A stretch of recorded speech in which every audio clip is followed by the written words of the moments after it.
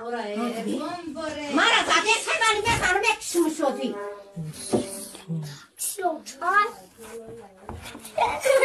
بوم بزنمش بوم نزنه دیمه نزنه و کار بیا اینجا بیا که را زده سایتو کنم نگیرند کار برای اینجا تو چکار داری با ما کار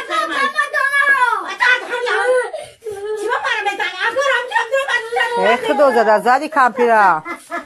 السلام علیکم برادران عزیز، خواهران مهربان. البته هر یک شما نوارد از اول دیدید و خنده بود. این یک شرمندگی بود، این یک مسخره بود که از بالای یک مادر پیر مسخره کرد.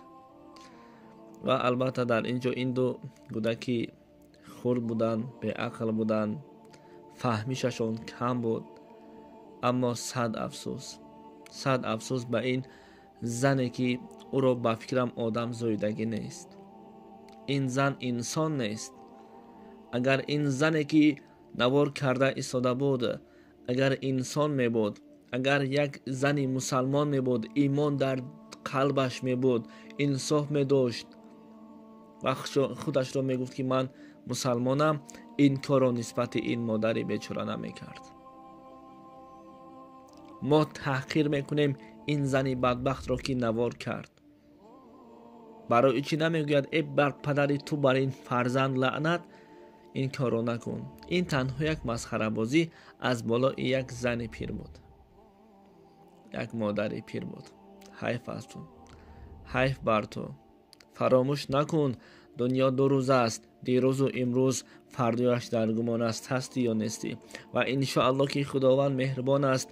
دنیا چرخی گردون است، هرچی کردی با پدر آن را ببینی از پسر. خواه بر مادرت خواه بر پدرت هر کاری بکن، کردن گیر تا امکان داری، تا قوتی که تو داری کردن گیر. خواه کاری بد خواه کاری نیک، اما تو بدبخت فردا از فرزندهایت میبینی و بعدا از این دنیا میروی.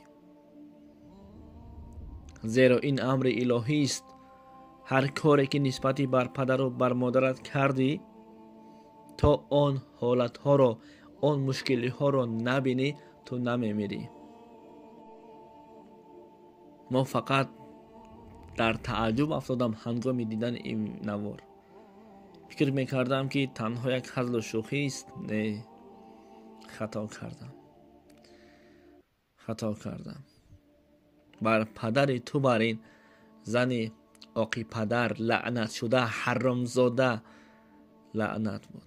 لعنت خداوند بالای تو بود و انشاءالله که لعنت خداوند بالای تو آمد و تو نیز این روز را انتظار شو و تو نیز به این حالت می افتی انشاءالله.